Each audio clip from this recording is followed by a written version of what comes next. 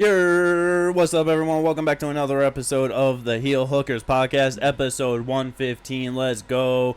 We got 3 events to talk about from this weekend. UFC, 1 championship, and PFL.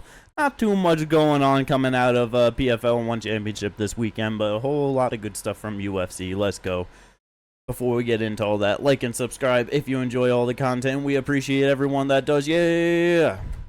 Alright, the first real important stuff to get into, right? PFL 7. That was a whole lot of fun yesterday. Yes.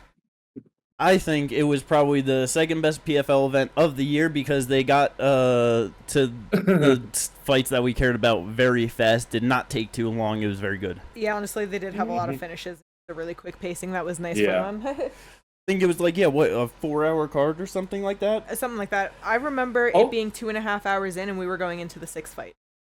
Yeah. I hope they learned pacing is a good thing. Oh, yeah. That's historically one of the things that they are the worst. Yes.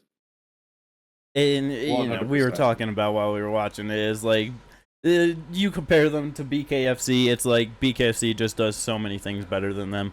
But they were actually doing pretty good, had a lot of decent fights, had some meaningful fights heading into it. But the stuff that we really cared about were the tournament fights. We got the championship bouts for women's flyweight and heavyweight. Heavyweight, we got Denis Goltsov. He got a first-round win over Tim Johnson. He's taking on Oleg Popov for the championship, the $1 million. Oleg got the unanimous decision win over Linton Vassell. Anything sticking out that you guys want to mention from either those 2 fights, this fight heading into it, anything off the top? Those fights went basically how I expected them to go. So not really. This is kind of the outcome. Once Linton was slotted in, this is exactly how I thought it was going to go. So yeah. Kate, anything fun about those fights to you? Not necessarily.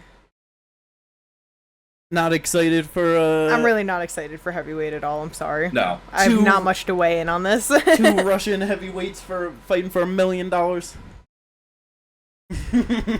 Let's see if Dennis can get the knockout, you know? Yeah, I'm definitely expecting more from Goltsov than Oleg heading into, that was just such a bad fight against Lynn, like you said, coming in on short notice. It just wasn't great. Nope. So yeah, hopefully Dennis gets it done. Be nice for him to get $1 million this time around. Let's go.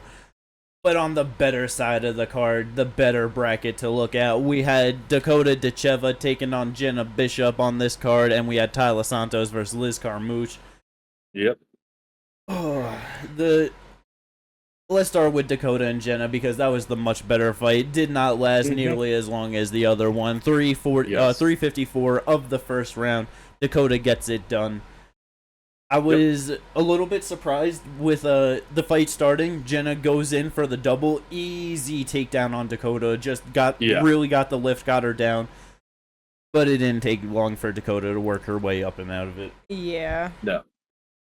That was the only surprising factor. Otherwise, it kind of went as I expected. She landed the big shot and hurt her, and she got her out of there in the first round. Yeah. Body shots up top is just what Dakota is good at. She's gonna rip you apart. Anywhere you give her a target, she's gonna land something big there. She's always throwing knees whenever she has the opportunity. Devastating fighter. So much fun to watch in the 125-pound division, especially on the female side. But on the other side of the bracket that we had Tyler Santos taking on Liz Carmouche, it was not as great of a fight. I was a little bit sad watching it. I was really hoping Liz Carmouche was going to be able to go out there and get it done. Just struggled everywhere in the fight, really. Just Tyler, I knew that she was going to be the better striker. I was hoping Liz would be able to get her down, maybe get some control time, get a sub, ground and pound something, but she wasn't able to make anything with the grappling really work for her throughout the 15 minutes. No. So Tyler got the unanimous decision win.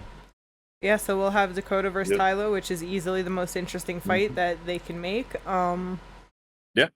You think Dakota's going to be able to do to Tyler what she does to everyone else, or you think that Tyler's going to be a bit more crafty in there? Like, maybe she'll be able to get the takedown as easily as Jenna did, like she was just so openly there, but maybe she can do more with it since she, I don't know. I feel like she's going to be able to be more crafty in there. Her striking is better than a lot of the people that Dakota has fought. Yes. And Tyler also has never been knocked out or submitted, never been finished. Yeah. So this is definitely the hardest test for her. Her only losses right now, besides for her UFC debut, which is understandable. But the only other 2 losses she has are Erin Blanchfield and Valentina Shevchenko. Yeah. And a lot of people argue she beat Shevchenko. So did very well in that fight. It's the Erin one that was over 3 rounds. She's not, like you said, never been finished. It's not going to be easy to get out of there. I would not be surprised if Dakota does get extended throughout the rounds. It's going to be for the championship, so it's going to be a 5-round fight. I'm not sure. I'm extremely interested to see how it goes because, Tyler definitely going to be the best fighter, just a big step up in competition. I don't see her being able to blast through her on the feet, and I'm not really sure how the grappling goes at all either. It's going to be good. Grappling's going to be the interesting one. It's going to be interesting everywhere because it's if Dakota can go out there and just run through her on the feet, it's just all right, she is actually a very high-level fighter in the 125-pound division. No, yeah. It's definitely one of those situations where she does, run through Tyler. It's shit.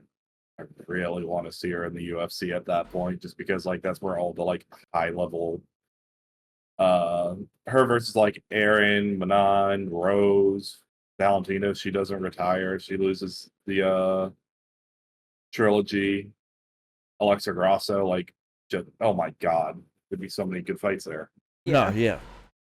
It's like you said, just only the notable losses, Erin and Valentina not being able to finish her. So if she does, she's right there. I would love to see her in all of those fights. Dakota very young as well, still, I believe 25. Pull it up real quick. 26 years old. But it's I knew it was somewhere around there. Just turned 26, not even a full month ago. But great fighter. Super excited to see how that fight plays out. Let's fucking go. Nothing else really to bring up from the prelims or anything. No real notable names or fights. No. Moving on to one championship we also had last night, Friday night. Interim title on the line, strawweight division. Jared Brooks taking on Gustavo Ballart. Gustavo missed weight heading into it, weighing in 126 pounds. Jared Brooks making weight no problem, and he gets the first round rear naked choke. Bro, it was just so crazy. Just knowing how small Jared Brooks is and seeing how much bigger he was than Gustavo. Jared Brooks, 5'3", with a 62-inch reach, is 4 inches taller with a 6-inch reach advantage. Crazy. Insane. Gustavo was literally the size of the corner posts in the rings. Yeah. Bro, we mentioned it when they were, when they went to the center and Dean was giving final instructions. Looks like Dean with his kids, in terms of size.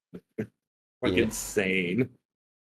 Just crazy, but good for Jared Brooks to get the interim title. Definitely gonna be looking to run back that title fight between him and Josh Pacquiao. We'll see how that plays out. I think 100%. that would be the trilogy between them. Probably. Let's go. So good for Brooks. Co-main event. It was Danielle Kelly looking to defend her title against Mesa Bastos. Okay, I wasn't exactly sure how to say her first name. Wasn't the greatest match throughout. I wasn't paying the most attention to it too, but every time I was looking at it, it did look like Bastos was just trying to do more, looking for more things. Yeah, I've seen a lot of people upset about the decision because Danielle was being aggressive, but she was being aggressive in her offense more than anything. You know what I mean? She was being aggressive, standing up a lot and pushing her back, but it's it's a grappling match. So yeah, even though you're butt scooting, if you're moving forward, if you're constantly going for things, if you're actually looking to advance position, you're the one that's actually being aggressive with the offense. You know what I mean? Yeah. Like Danielle was just trying to, just prevent basically. She had a couple like times where she was being the one like snapping her neck down, but like it wasn't enough. Yeah. No. Yeah, so very nice for Bastos to get the win, get the title in one championship, and it's like talking about, beforehand looking at it, it's like Bastos actually has a very well, and just lengthy fucking career in jiu-jitsu with a whole bunch of gold medals, so many championships, Yeah, like a lot of times one championship just brings in random people, but this girl is actually highly accredited in the sport. Yeah, just so many fucking IBJJ championships, world championships, Pan American just all over the place. So very good for her. Oh, yeah. I wouldn't be surprised because it's not it's a very new title that one just created, so I wouldn't be surprised if they end up getting a rematch, Shit, maybe fucking I'm pretty sure Danielle Kelly beat Jessica Khan for the title, so maybe she'll end up getting a shot at Bastos. Who knows what they end up doing, but yeah, Jessica good shit Khan from beat one. her too. I mean, Mesa beat Jessica Khan 2 years ago, and 3 years ago, and 4 years ago. Damn. So yeah. Who knows then? We'll see what where they go with that, but yeah, good shit for Bastos though. Other than that, not too much on the card. We had Nabil on the card. It's really funny because Tapology, when we did the preview, had him listed at 6'7", and Kate just doubting that he was 6'7", and was like, I know he's tall as shit. And then it was a day or two later, I seen a post from one saying that he was 6'4", and then yesterday going to check his height on Tapology, and they changed it to 6'4". So just very funny to see that, but he did get the unanimous decision win over Felipe Lobo. Will get a ranking next to his name in one championship. And who knows, maybe if Haggerty ends up defending against Super we'll get to see Haggerty versus a tall ass motherfucker in Nabil. So yeah, but the thing, Nabil's tall as hell, but he's still super young, and he just doesn't have the aggression really. I could easily see him losing. If he doesn't get finished easily, a decision, he's just there. I don't know. No, I feel like that's the exact thing with the aggression. He just is standing there on the outside. He uses his length well, but he's not crazy with it, and he can get pushed back, he can get teed off on, and he's not as bad as a Stefan Struve in the heavyweight division, but he can struggle in the same sort of ways where it's he's tall and lengthy, but if you really put it on him, you'll get him backed up, and it's I do agree that with being 20 years old, Haggerty would probably piece the shit out of him. Just rip him apart. Yeah, piece him up. Exactly. Just rip him up, body shots, leg kicks. It's really just... Oh, the body shots would be so fucking brutal. Oh my goodness. Oh yeah. We'll see how that goes. Good shit from one championship though. Not a bad card they had. But moving on to the good shit, the real shit, the reason why we're all here. UFC Abu Dhabi, Sandhagen versus Nurmagomedov.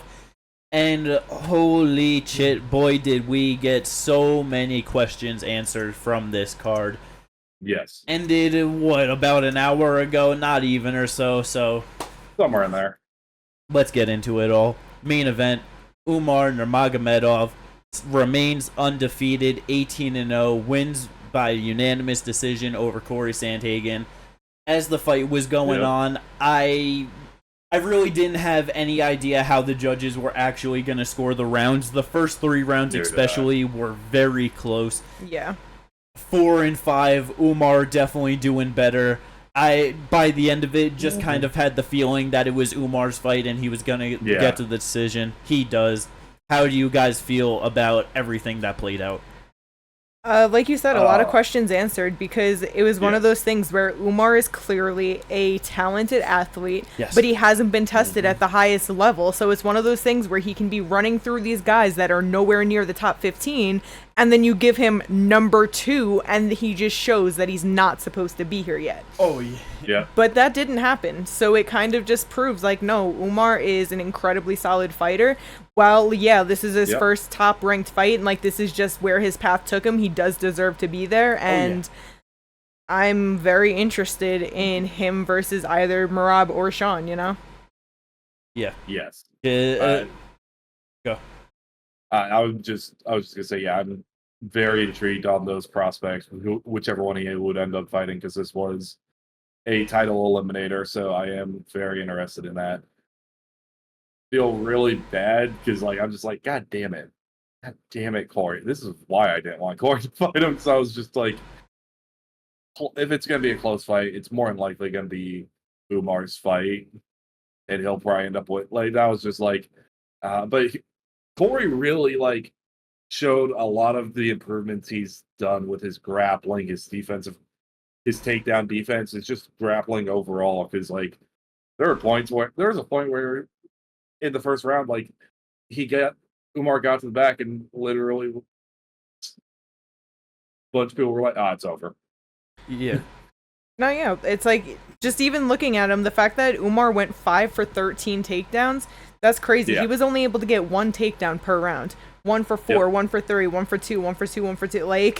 Yeah, and I was a little surprised, but I guess after thinking about it after the fact, it makes a whole lot of sense. I mean, shit, because Corey, with that fight against Aljamain, Aljo got to the back, and the fight was over then and there. You know what I mean? Yep. There was just nothing to it. So Umar was consistently, with the grappling exchanges, looking to get to Corey's back, was trying to, get something done. Yeah. But it's so crazy that after them going 5 rounds, the grappling wasn't the biggest aspect of Umar getting the decision over Corey. Because obviously he was able to get solid work done, like you said, going 5 for 13. Like, Corey defended a lot of them, but he was still able to get some. Not exactly sure what the control time was. The most control time he had was in round 5 with 2 minutes and 36 seconds, but everything was under a minute. I gotcha. In 1 through 4. He had 4 minutes 33 seconds total. Okay, so right. Just not even a whole lot overall, less than a round total over 5 rounds.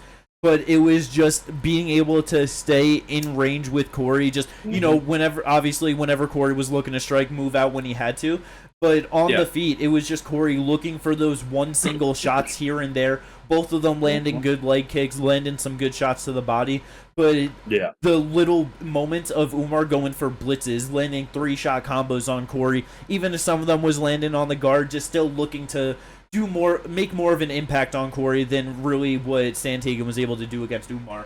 And I feel like a lot of that was just a big reason of why Umar was also getting the decision and getting the winning the rounds, because just the work on the feet. Yeah, for sure. He was winning those exchanges. Like, it was just kind of crazy watching Corey and just being like, Corey, go.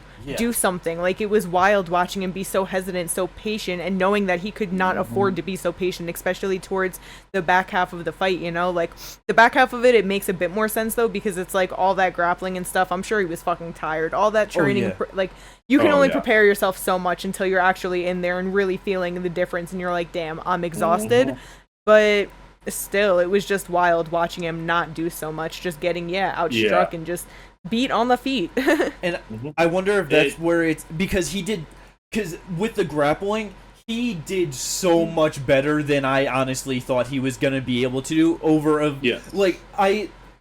if anything, I thought, okay, maybe Umar might be able to grapple hard 1 and 3, but 4 and 5 he might start fading. Never been in this position before. Not a problem at all. Umar just passed that with flying colors easily, no problem. Can go 5 rounds. Let's go. But just for Corey to be able to defend all of that and just in all the exchanges, it was just so good. I wonder if it was just Corey knew that the grappling was such a threat and he had to just be so on top of it, where that's why he was just falling behind in the feet, because it was just too much of a thought of, I have to stay on top of the defense. I have to, make sure. And he did so well in it. But I wonder if that's part of the reason of just having to think about it too much. It's the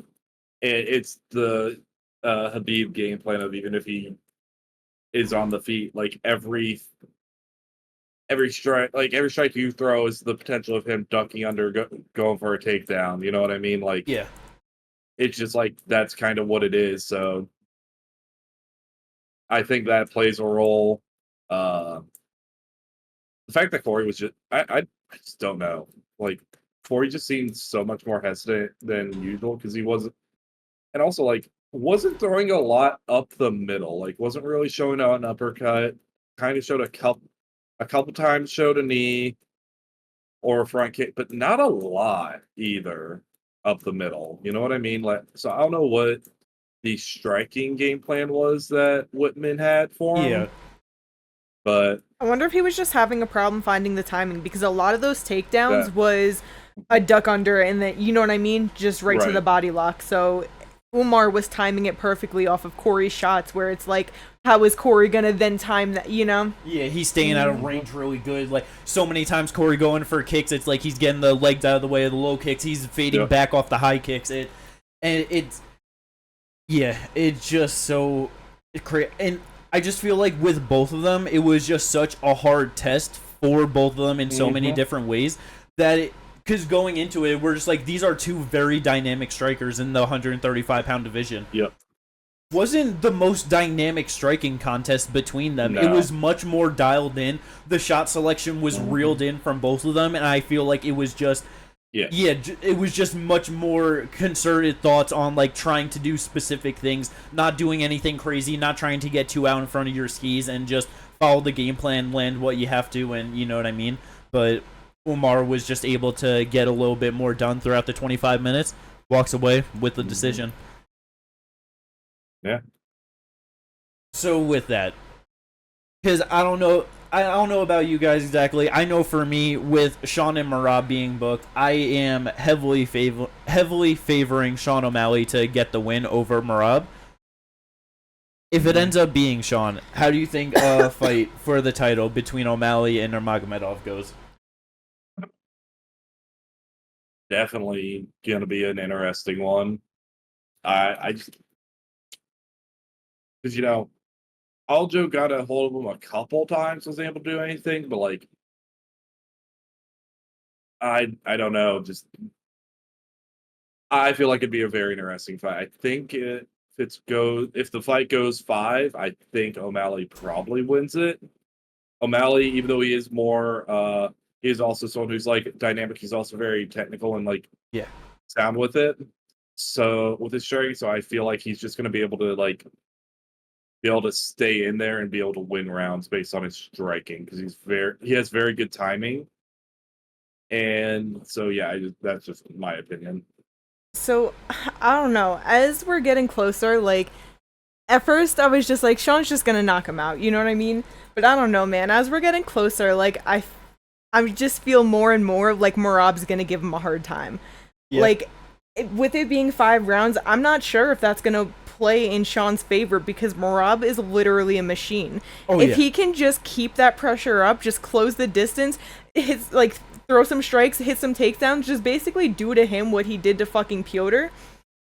How is Sean gonna handle that? Like, I'm really curious to see how Sean handles it. And how Sean handles it depends on how I will feel about him versus Umar.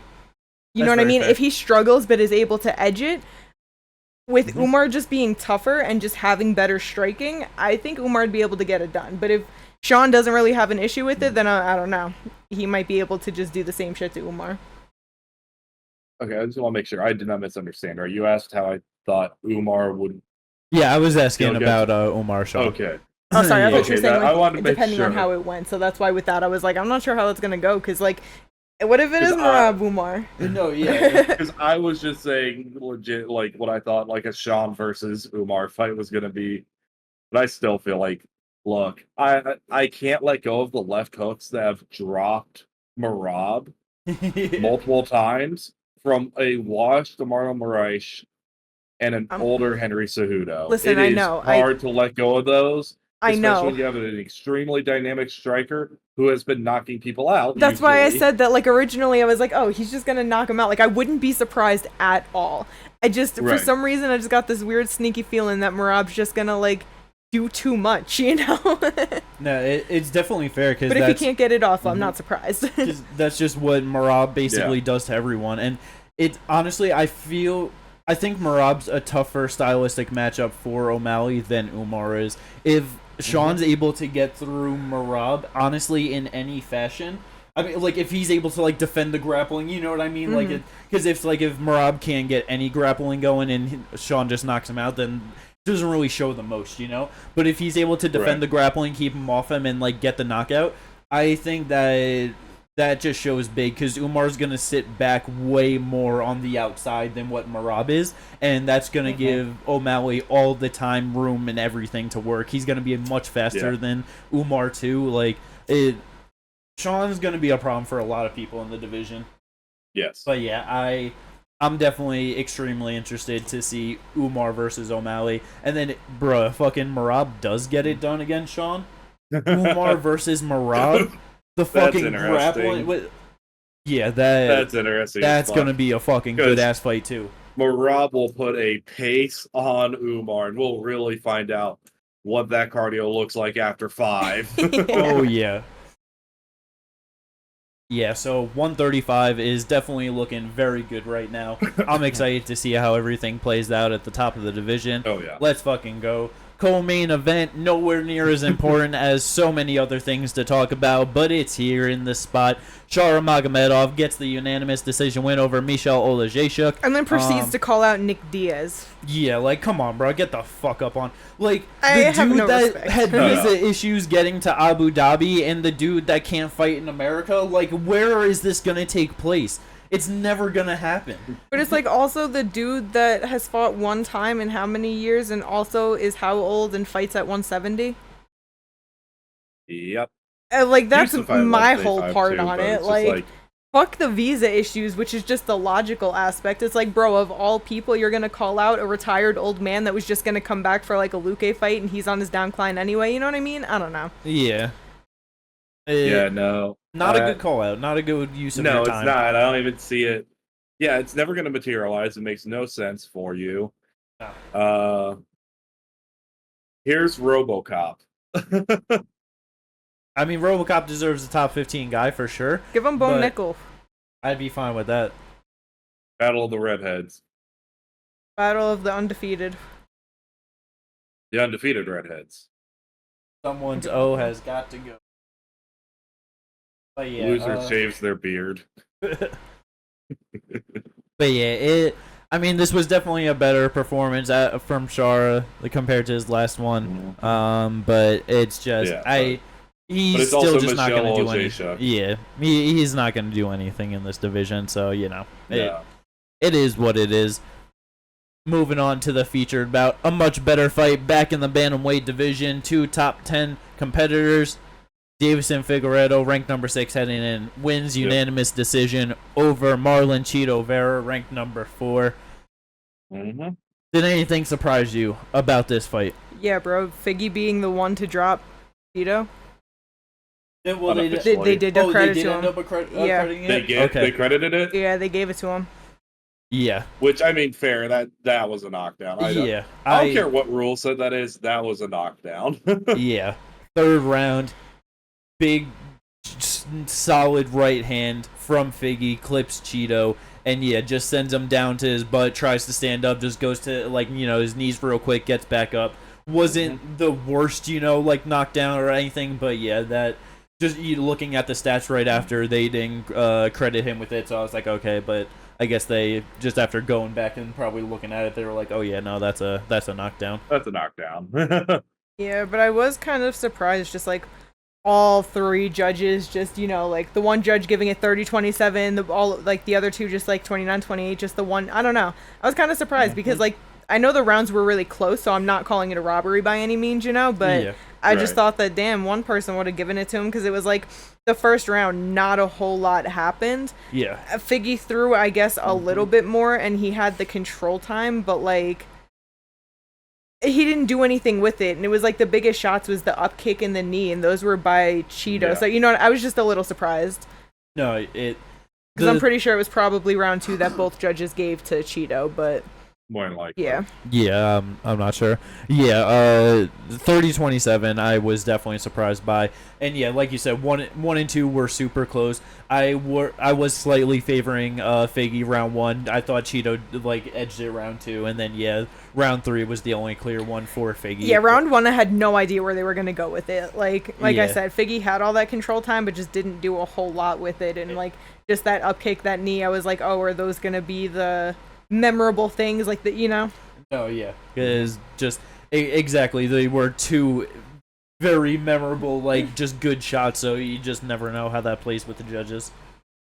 No, yeah, and yes, it was both. Both judges gave it to round two for Chito. Makes Yeah, I sense. figured. So But either way, just I was confirming. sad. Yeah, I just had one. Figgy went with like the grappling round one, was able to like get the takedowns like we said, and then he started trying to go for the grappling early round three, wasn't really able to get anything done with it, so then just didn't go to it. I thought he would go to it much more than what he did. But yeah, he just I had a feeling he was just gonna be able to like move around on the feet, just land good shots. It just Well, he did go 2 for 14 on takedowns, so I don't even remember him fucking attempting that much. yeah. No, right? Because he just got shucked off a lot, and it was just like kind of quick. So Gotcha.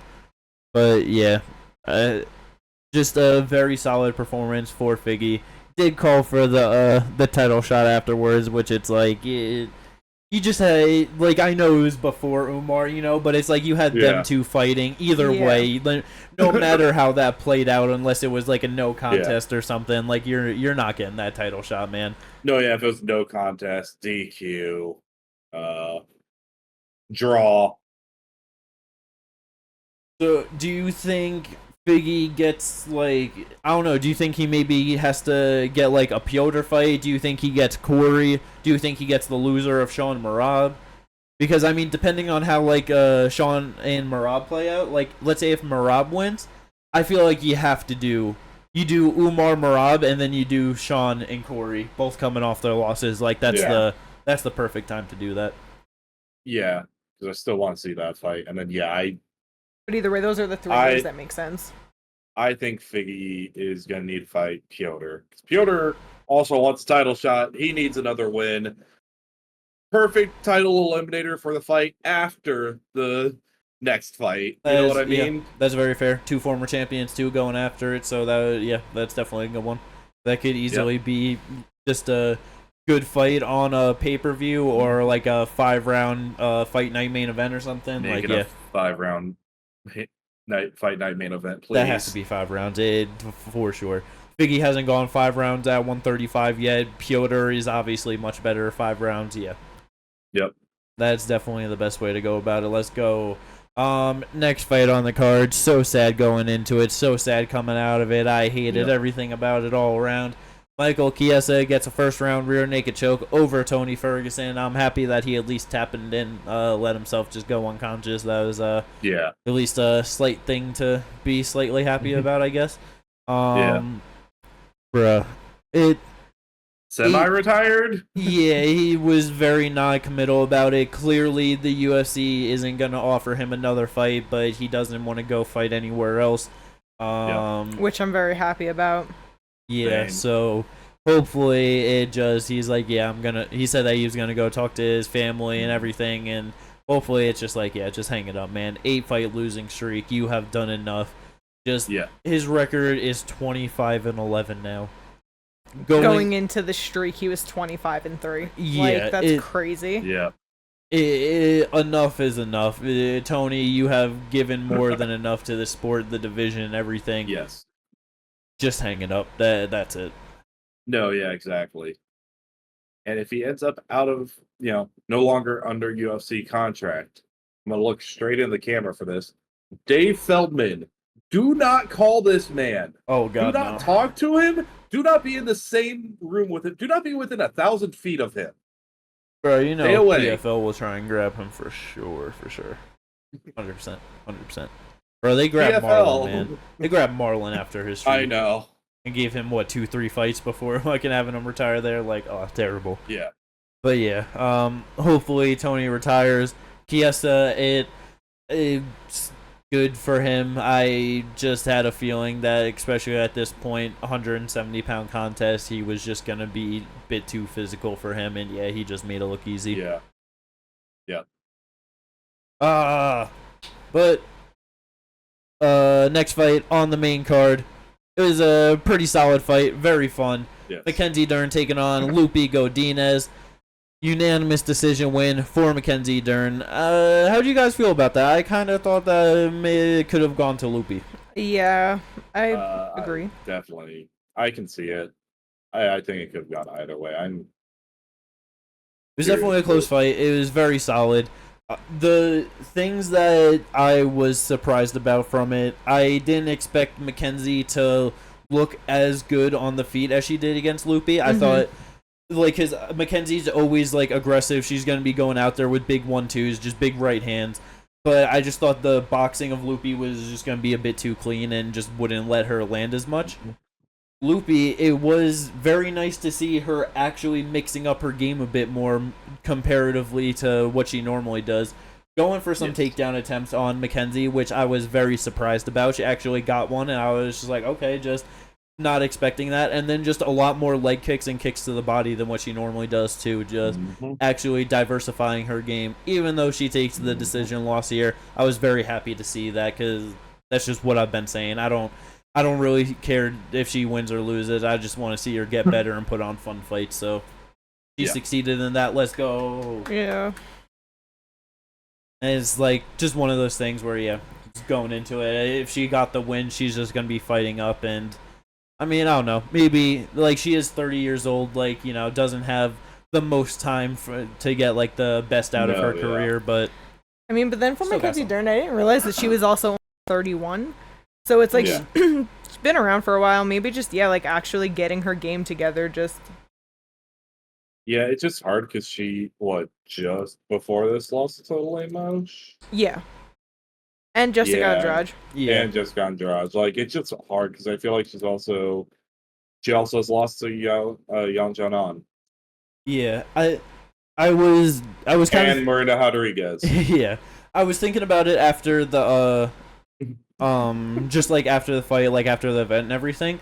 Because, like, on the broadcast, them saying how they had the common opponent of Virna, and Virna beat Lupi, but Mackenzie was able to beat Virna. And I was just kind of thinking about it. I feel like Virna and Lupi, in the same kind of way, are just, like, they don't have anything really spectacular about their game, and they're both kind of basic on the feet. Both, like, on the smaller side, not too big, you know what I mean? So I feel like that kind of style is just good for Mackenzie to just, like, she doesn't have to worry about getting knocked out by a big punch from, like, Andrade or Rodriguez or Lemo, you know what I mean? And she can just kind of go after, be aggressive, big shots, and then just try and work her grappling when she can and, just do enough to get the decision. Can channel in that divorce Dern energy. Yeah, exactly. So, yeah. It's just... At the moment, it's just hard to be like, who the fuck does Dern fight now? Bro, it's strawweight. It's gonna all be rematches. Yeah, it's one of those things where I feel like that's not really a division where you kind of gotta care too much about. Like, it's just you're gonna have the fighters that you like, and then it's basically like, okay, like, if they win, I want to see them fight someone up, and you could just kind of do whoever, whenever, and it's just timelines. It's who's ready when and who says yes. That's how you matchmake the strawweight division. Yeah, no, for real. Do you think we could end up at some point with just, like, the most fucking random bullshit, like, rematches and trilogies in, like, a division's history in the strawweight division? Probably. Everyone's already fought each other, and some of them already twice. And I feel like everyone from, like, 1 to 7, like, I don't think there's ever anyone that's on, like, a real, like, bad streak, like 3 fights or anything like that. It's all just up and down for the most part. Other than Virna, who's on a consistent streak, but that's like, but then again, it's like, she's on a fucking 4-fight winning streak or some shit, beating all these people. Already has lost to Dern before, so it's like, exactly. This division's a fucking mess, man. Who knows? Just give fucking, you know what? Give Mackenzie Dern the Virna rematch, so hopefully she could win, and then you could finally get Dern in a title shot. You could finally get it UFC. Maybe at like 35 years old for Zhang Weili, she'll actually lose to Mackenzie Dern, and then you have Dern for champ, and then people could be really happy, you know? True. I mean, to be fair, that would be kind of fun, because then if we had Dern versus fucking Suarez or something after that, like, Jiu-Jitsu versus wrestling, sign me up for that. But yeah, strawweight division is, it's always fun, but yeah, like I said, never know where they're gonna go. Main card opener for this, oh my goodness. This was so good. Yeah. Oh my god. Joel Alvarez taking on Elves Brenner. Going into it, I knew whoever lost, I was just gonna be feeling bad for, because it's just Joel Alvarez and Elvis Brenner. There's no other way that it's gonna go. But Mr. Alvarez, he keeps his 100% finish rate of his wins intact with a third round finish, the first man to ever finish Elvis Brenner in his career. What a great fight, a great performance from Alvarez. Where do you think he could go in this division after a win like this? I know we called out Bobby Green, who's like right outside the rankings. Cool. Yep. Oh, and Ginger cursed that because he said right away, "I want to see him fight Bobby Green," and then he called him out. I did not say I want to. Don't put that on me. That is not what I said. The thing is, let's say he gets it. Maybe he does get a top 15 guy. Who fucking knows? Okay. Yeah.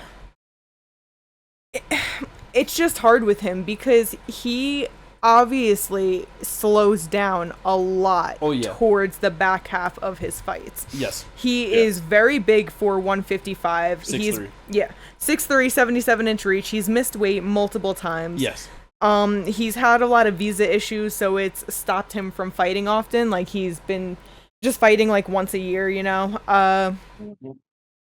I don't know. Once he starts like leveling up in competition, I think that it could just be really hard for him because he has a great first round, but if he doesn't get them out of there and he slows down and he's against better people, they might be able to get him out of there, you know? Yeah. Yeah, he got the third round finish, but like good for him for seeing that and then actually started laying it on him. The knees were beautiful. Like, he's always fun to watch. I just don't know how he'll hold up in the rankings with the cardio he has. Right. Yeah, that's definitely going to be an issue. Going into the rankings, he probably just does need to move up. Yeah, because when it was right after it happened, like just talking about it, you said it's just like Elves very much struggled with the height and reach of Joel Alvarez. He's very good at using that distance, very strong. Like, everything he throws is just very powerful. Which it's like with the weight cut and doing that, I feel like that's a big part of why he slows down so much. No, yeah, for sure. But it's like, to your point of. Anyone in the top 15, it's like these are guys where just because you're 6'3" with a 77-inch reach, that doesn't just mean you could fucking knock out and sub anyone in the division. It's 155. Yeah, he lost the Armin 2 years ago, you know? Yeah, the division of war. So many of these guys are tough, are durable, and they go out there to fucking fight. Like you just said, lost to Armin 2 years ago. And Armin's on the smaller side for 155. He's 5'7" with a 72.5-inch reach. Like, he has long arms, but... Damn, I didn't realize he was 5'7". I thought he was a little bit taller than that. Holy shit. I always forget how short. Yeah. But it's like, if you don't have the ability to go... Shit, like, even once you get up in the division, if you can't go 3 rounds hard, like, you're probably going to be fucked. First round, like you said, amazing. You could see he slows down in the second round. He's still pushing forward. He's still throwing good shots, but it's nowhere near as much. And by the third round, it clearly wasn't as much. Obviously showed that he still keeps that power, still has good timing. But other than like the more chinnier people that are more susceptible to finishes in the 155-pound division, I don't see him hanging around the top 15 for a long period of time. He might be able to like get a Moicano out of there, might be able to get a Benny out of there. Those off the top of my head are the 2 real names. Other than that, I'm not really too sure. Like, maybe Patty, you know what I mean? Because, like, he is there to get hit. Like, he's going to engage in the grappling, and Joel will look for the subs on people. That's the thing, is that he has majority subs. this was his 4th knockout win, but 17 submission wins. Yeah, he's real good at touching you up, making you shoot or grapple, or getting you hurt, and then just wrapping you up silly. It's just he's just such a good fighter, man. But just a clear person. We need a 165-pound division to see what the best this guy has to offer. At 31 years old, if he's forced to stay at 155, we're just not going to see the best of him. It's just not going to happen. No. But yeah, great win though. 6-2 in the UFC. It definitely excited to see him at in the top 15 against fight, because it's going to be fun fights either way. Win or lose, sure. It's going to be kill or be killed, and that's all about 155. So let's go. The prelims, we did have some pretty solid performances, some pretty decent fights. Off the top of your guys' head, what are the best things that you want to talk about? Ginger, we can start with you, motherfucker.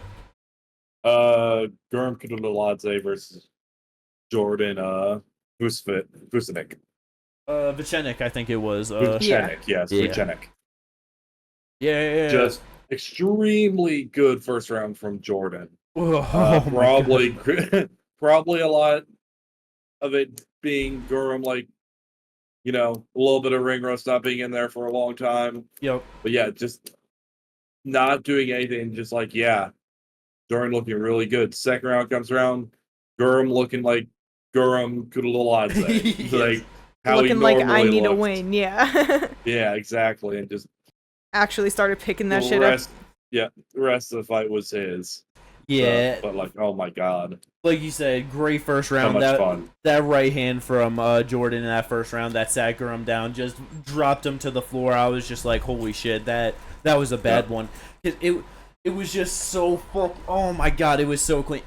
Even though Jordan lost this fight, I am genuinely excited to see him fight so many people in 155 pounds. Even if he doesn't become a top contender or champion, doesn't do anything, he is going to put on good fights, because he's standing in front of Guram. He feints a little bit with the left hand. You see Guram pull back from it, and then as he was leaning back, already extended with his defense, that's when he just cracked him with that right hand. Nowhere to go, only down to the floor. It was just one of those things where, Kate, not seeing Guram fight too much, of just, being newer fit, and just, Guram just not fighting a lot at all. This is his 4th fight in the UFC, been around for a few years.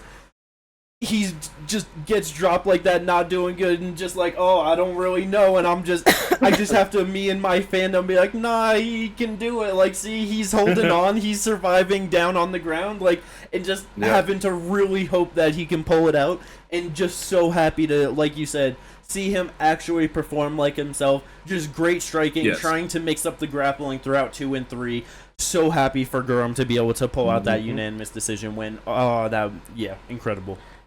No, yeah, for sure, because it's he had the layoff between 2020 and 2022, so I literally only seen him lose to Demir and Elves, and I don't know, just knowing that he got knocked out by Elves in the last fight, him getting dropped like that, but it's I don't know, it was kind of just awesome, because for Jordan, I'm sure he felt real fucking good after round 1, but it was super misleading because not only did Guram not really do much, he threw a total of 27 strikes in that whole round, did nothing. Then he ends up getting dropped and he's controlled for 2 minutes. It's I'm sure Jordan thought he had it in the bag, and then Guram, he gets his wits back together, he's recovered from that shot, and then just started fighting like he could, and he had no idea what to do from there. He probably was not expecting that. Well, what are you the corner advice in between the rounds was just keep doing what you're doing, because what else can you fucking do? Exactly, what are you supposed to say? There's no advice you can give, really. He had a beautiful round.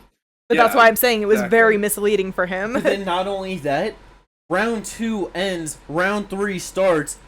Jordan's corner told him he's up 2-0.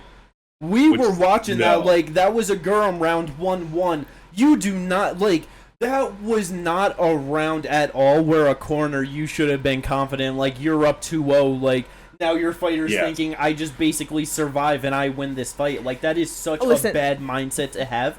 going into a third round where you need that 5 minutes. Listen, we don't really know him though, and he didn't fight like, oh, I just have to survive. He was going for it. He just wasn't winning it. That's very true. You know what I mean? So it's like maybe they kind of just know their fighter and they can't discourage him with like, oh, listen, you need a finisher. It's 1-1. You know what I mean? Like that might put some nerves into him, and they may not be trying to do that. So right. we gotta see, because it's like it's not like he didn't try. He just wasn't in there for it. He couldn't get the takedowns. Guram was just outstriking him, and then when he was on top, you know what I mean? Like that's very fair. It just for just thinking about it on the outside, it's just one of those things where, and it's like to your point, he did not fight like differently at all. Exactly. If we watched him get, never know if it like if there was just that little bit extra of like, hey, you need this. There just might have been a little bit more pedal to the metal, going a little bit harder. You know what I mean? Because it's like if we watched him get lazy, that would have been different. But he didn't look like he was trying to throw away the round or comfortable throwing it away. You know, he was just simply losing it. It's very true. Very true. But yeah, good shit for Guram. Very happy to see that. Kate, anything for you on the prelims that you liked?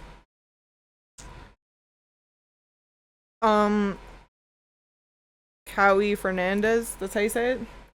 I don't remember. I forget how they pronounced it. Fernandez against Muhammad Yahya. That was a good knockout. That was fun. Good for him. Yeah. Yeah, leg kicks really were ripping him up. Yeah. Really tore up his leg. Yeah.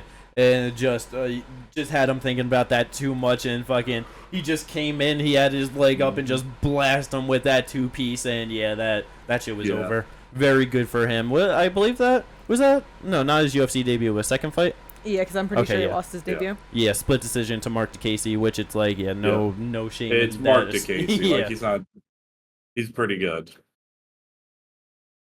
Hell yeah, that was definitely a very solid performance. And then for me, prelim feature bout, Azat Mirzakhanov versus Alonzo Menafield. Alonzo was much more patient in this one than his last fight, which was definitely good to see. But also not, because I was hoping Azamah would get that first round knockout. But he gets it done in the second round. I know, like, you're just saying it, Ginger, with the cardio. Like, it's not great. I know with, like, the Dustin one, it, like, he really slowed down in the third and everything, but I feel like he extra slowed down in this one in the second round. Like, he just looked like he really was still able to land a big shot to hurt Alonzo and then get him out of there, but it's like, he's really going to have to start knocking motherfuckers out in the first round if he wants to stay undefeated at the top of the division. Yeah. Who's he fighting next? He could be, well, I mean, that's the problem now, though, is like, shit, they could just be like, all right, Johnny Walker, Anthony Smith. Like, I mean, Johnny Walker, he could easily knock out in the first round. No, but that's what I'm saying. Like, the next two fighters he could fight, he can probably put away in the first round. Be hard for Anthony Smith, but he has enough power that I think he can drop him and just get a TKO. Oh, yeah, for sure. So, yeah. We'll see how that goes, but definitely happy to see that he remained undefeated. So let's go, Azat. Yes. Azamat. Let's go.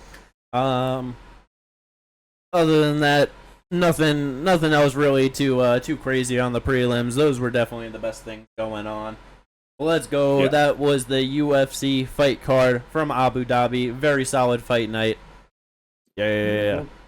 Now we got some fight news. We got a whole lot of things to talk about. I was about to say, do you just want to go through all the 308 announcements and then just talk about them?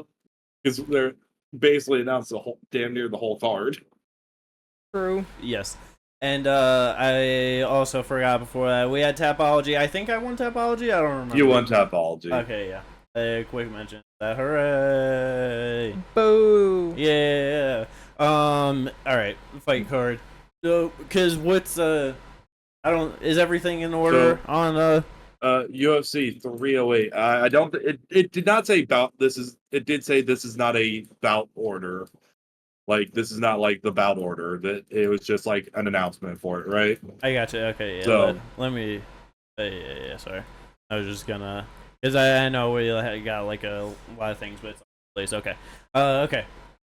I was supposed to say, I know everything on 308 if you want me to go. All right. Yeah. Sorry. I got it up. Go ahead. Main event. It's official. We knew it was gonna happen. especially with knowing that Islam was injured and he wasn't going to be ready for Abu Dhabi. We knew it was coming, but it's here.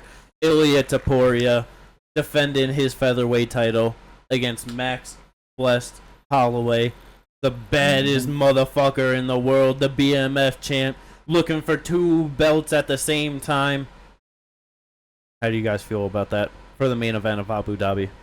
I love it. I think they should do more things like this where they just are letting the belts move. They're letting people fight, letting divisions roll, and not caring about regional shit. If you can't get specific fighters from wherever spots to fight, throw someone else there if they're ready. Who gives a shit? If it's a big fight, people are going to be happy. So I'm very happy that they're doing this. No, yeah. I really like this fight. It's the only really, besides for Volk rematch, which I don't think really anyone really wanted all that much. It's the only fight to make it for the 45-pound belt. Yeah, I just wish Max would have stayed at 155. It's like that was such a great win over Gaethje. I know that they ranked him at 9, but it's like he still could have got in his next fight someone like Charles Oliveira and then easily been fighting for the 155 title, and it's like he looks so fucking good there. So I just like, I know it's not right away, but shit, he probably could have gotten a Dustin rematch.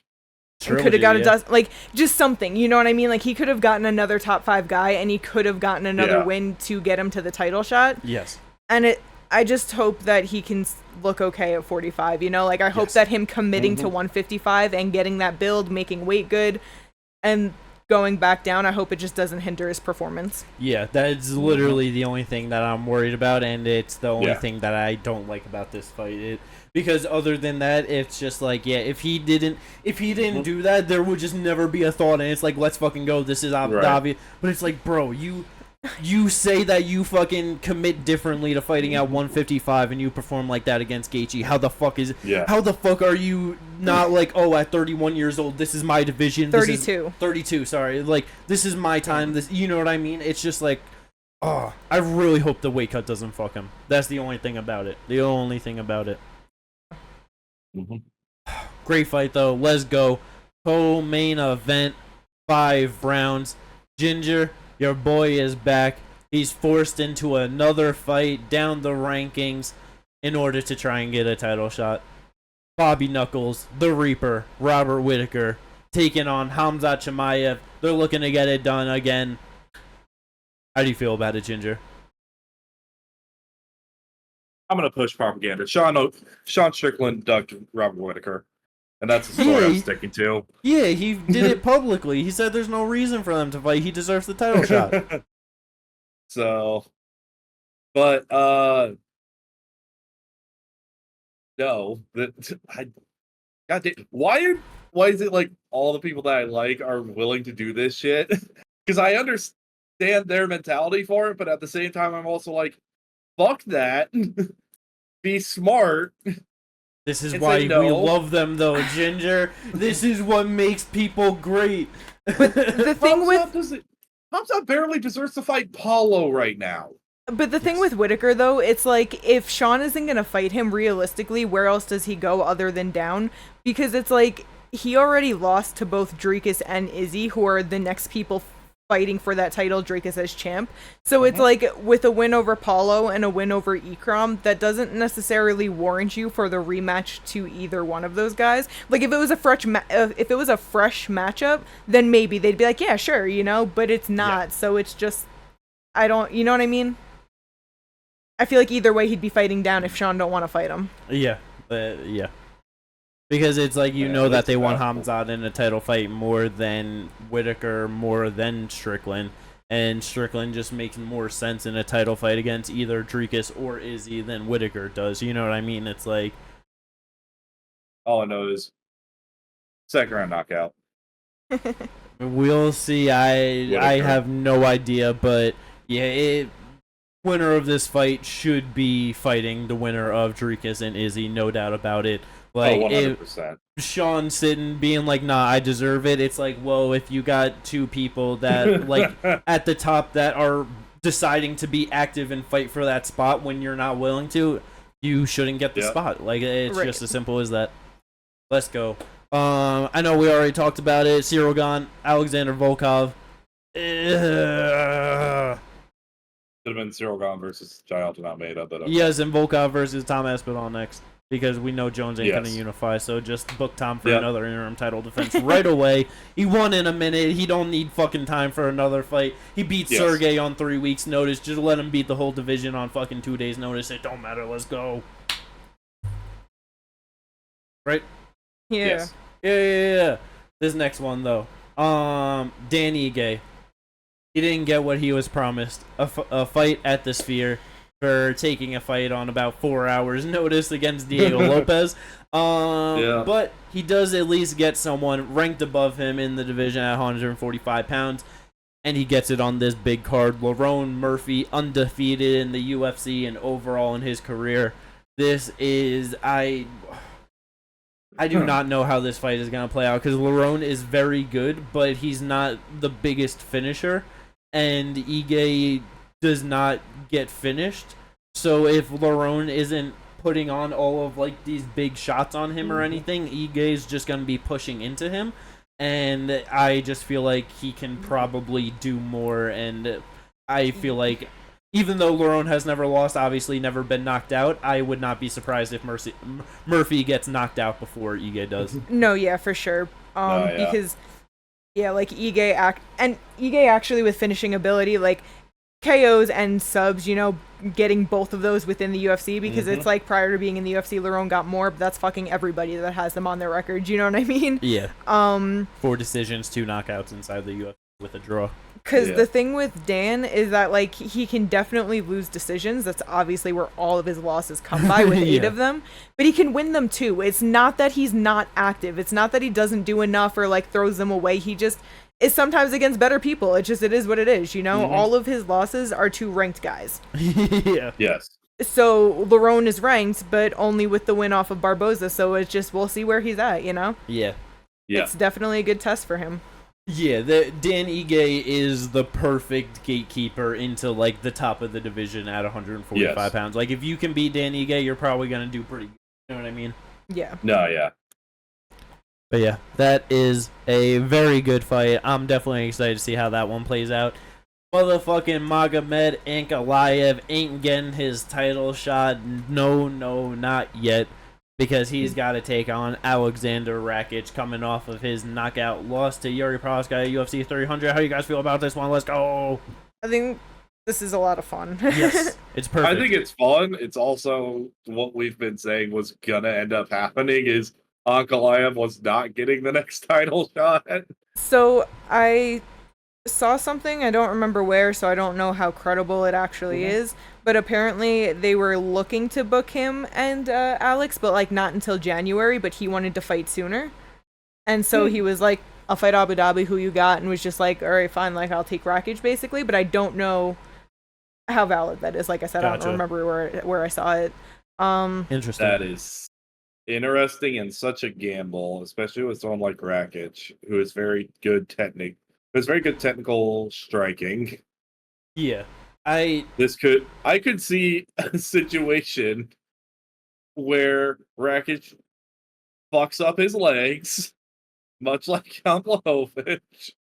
Just something similar happening, you know what I mean? Like, yeah, but it's also like, I wouldn't be surprised if Magomed knocks him out. Yeah, it's like Rakic, he had the real long layoff off of, like the injury, comes back, gets knocked out by Yuri, and now 6 months later he's taking on Ankalaev. Like, I get it. Yeah, like the leg kicks are definitely going to be a factor because Rakic has really good, powerful ones. But yeah, this is the perfect fight for Magomed to get a win over someone that's inside of the top 5 currently and to just stake his claim as the #1 contender. Let's go. I don't know if we've already talked about Renat Nursultan. I feel like we had to have. Probably. Yeah. Great fight, though. That should be a lot of fun. Marcus Rogerio de Lima versus Kennedy and Nzechukwu at 265 pounds. That's not big, but I thought that was really funny that Kennedy's going up to heavyweight and he's fighting. Yeah, it's not going to help him. Problems. It's not at all. This is gonna be so bad. Terribly great fight. Very not excited for that. Let's go. Jeff Neal versus RDA. I mean, they didn't unrank him at 155 like he asked, but they did give him a top 10 welterweight fighter, which I don't think is the right way to go about it. You know what? I guess I understand it a bit more looking at Jeff Neal. Because it's like he's on a 2-fight losing streak. It is to Ian Gary and Shavkat, whatever. But then his wins, Vicente Luque and Santiago, lost to Neil Magny and Wonderboy, like, and beat Mike Perry. That's going back to 2019. Like, he hasn't had, like, the greatest wins, has lost a good amount to the guys above him. Yeah, but RDA lost to Luque last year. Luque That's true. coming off of all his brain shit and everything. I forgot about that. Yeah, like bro, RDA's getting knocked the fuck out by Jeff Neal. I thought Jeff was older. I didn't realize he was only 33. I didn't know exactly how old he was. I did not think that he was old at all, though. I knew he was under 35. That's all I knew. Yeah, I hate that fight so much. Just like, terrible. Jeff Neal gonna get a former champ on his resume though, so good for him, I guess. Yep. But that is UFC 308. So many fights. That's gonna be an amazing card. Let's fucking go. Some other stuff that we got: the retirement fight for Carla Esparza. That's meaningful, I guess. Yeah. She's fighting Tisha Pennington on UFC 307, where more than likely Rocky Pennington is gonna be fighting Juliana Pena. So that'd be pretty cool to get Rocky Tisha on the same card. Yeah. But yeah, good for them. This next one, I hate it. I love it, and I hate it for so many reasons. Jose Aldo taking on Mario Bautista, 135 pounds. I love it because I fucking love Jose Aldo, and I feel like this is a fight he can easily win. Yeah. Yes. But I hate it because they just had him stop Jonathan Martinez, giant fight win streak. Why do they want to try and stop Mario Bautista's fucking win streak too? Yeah, 6-fight winning streak. Martinez has a 7-fight winning streak, 8-fight winning streak, I'm pretty sure. It's like, what are we doing here? Why are you trying to kill your fucking up-and-coming prospects that are going to be the life of the next few years in the division? Like, especially considering he's number 8 fighting number 12. Right below him at number 13 is Dominic fucking Cruz. Yes. God damn it. Yes. It should have been Dominic Cruz instead of Jonathan Martinez. It should have been Dominic Cruz instead of Mario Bautista. Do Dominic Cruz. Do Henry Cejudo. Do someone the fuck else that you need to get the fuck out of there. Like, come on. Him versus Dominic Cruz is just such a, legends fight that it's just like, Rob can Font. we just see this? Yeah, like... Please. Rob Font got a fight. I know. But Rob Font and him already fought. I know, but yeah, still someone. But again, not Kyler Front, sorry, Dominic Cruz, right there, fucking have him fight. Yeah, Henry Cejudo. At this point, if they just wait until after tonight, Marlon Vera. I know they already fought too. But yeah, it's just not exactly sure what they're doing with that, but Jose should probably look really good in that one. So let's go. Yeah. This next one, I know we already talked about this fight, but we got a little bit more details to it. Brandon Royval taking on Tatsuro Taira, October 12th, official for a main event Apex Fight Night. Yes. 5 rounds for Taira against Royval. This is gonna be absolutely incredible. Terrifying. Oh yeah, it's terrifying. It's great. It's sad. It's happy. If Taira wins, he's gonna be screaming that he's so happy. You know what I mean? Like it's great. I'm very excited for that one. Do you think is good? Do you think Taira would have a better chance of beating Royval if it was 3 rounds or 5 rounds? I don't know. We've never seen him go 5 rounds. I don't know. Very true. Don't really know what his cardio looks like. I mean, he's never looked tired at all. It's not like he's ever looked like he was slowing down, but we have no idea what it looks like over how many rounds against top guys. Very true. Yeah. I hope we don't get to see. I feel like that's just going to be better for him if If he can end ends it early? Yeah, I hope so. That'd be amazing. Tyra is going to be a champ for a while, more than likely, if he finishes Royval, in my opinion. Let's go. Luana Pinedo taking on Jillian Robertson. That's a very good one. Jillian getting another fight inside the top 15. And hopefully she just get another sub out here. You know what I mean? Just keep adding to the record. Hopefully one day she can have the most submission wins in UFC history. Yes. I would love that. I know this was like such a giant, meaningful fight in the featherweight division. I know the entire country of Canada is absolutely devastated that their boy, the Monster, no longer has a big step up in competition against Calvin Kattar. Yeah. And instead he has to fight Steve Garcia, who's knocked out 4 people in a row, and he's absolutely gonna knock the fucking shit out of Kyle Nelson. Holy fuck. That sucks for Kyle. Like, oh wait, Yeah. Kattar's out. yeah. Oh, Kattar. yeah, Sorry, that's terrible. For some reason I thought Kyle was out, and I had it different in my head. I But either gotcha. way, yeah, Kyle's about to get knocked the fuck out. Yes. Yeah.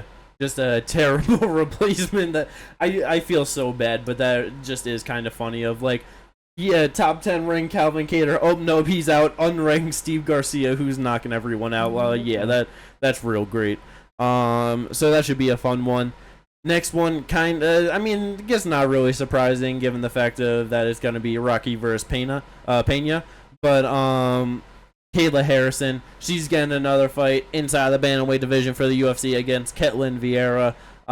She should easily that fight. I have no doubt about that. So yeah, Ketlin ranked number 2. So after they get Rocky Juliana out of the way, she's right there. Yes, let's go. Yes. Rocky versus Kayla. Let's go. Juliana Kayla is so much more fun though. It is. But it's also just gonna be annoying because like if Pena wins and Kayla wins, they're both gonna be calling out Amanda Nunes, so it's just like But yeah, we'll see how all of that plays out. The last fight to talk about, Kate mentioned it earlier, Rob Font's got a fight also in the bantamweight division on the men's side though, taking on Kyler Phillips. Just a absolutely horrible matchup for Rob Font. Yeah. Kyler is gonna be moving and grooving all around him with dynamic strikes all over the place, and unlike Pedro Munoz, Rob Font, he can get dropped, he can get hurt, and he can get finished. He's actually never been knocked out. Really? He's rarely finished. He's only been subbed 1 time. He's lost 7 decisions, though. Wow, I'm sure if you look at the stats, he's been dropped many. Oh, yeah, I'm sure. He gets hurt a lot, for sure. Yeah. I know, I saw that, and I was like, wait, what the fuck? Okay. Yeah, that's kind of crazy. But yeah, I would not be surprised if Kyler gets like a 2nd-round knockout or something like that, because I just feel like at this point, he's like 37 years old, just getting up there in age. It's not the best. It is definitely Kyler Phillips' time. Yeah. Let's go. But that's all the fight news. That's all the stuff to talk about from this weekend in fights. I hope everyone enjoyed it. Again, if you did, like and subscribe. We will catch you on a glorious preview. Aren't you guys so excited? Aren't you so excited, Kate? You know what next week is? Yep. You know them. You love them. The 2 most favorited heavyweights in the history of the top 10. Marcin Tybura versus Sergey Spivak 2. Let's go! A rematch that nobody cares about. Peace out, everybody.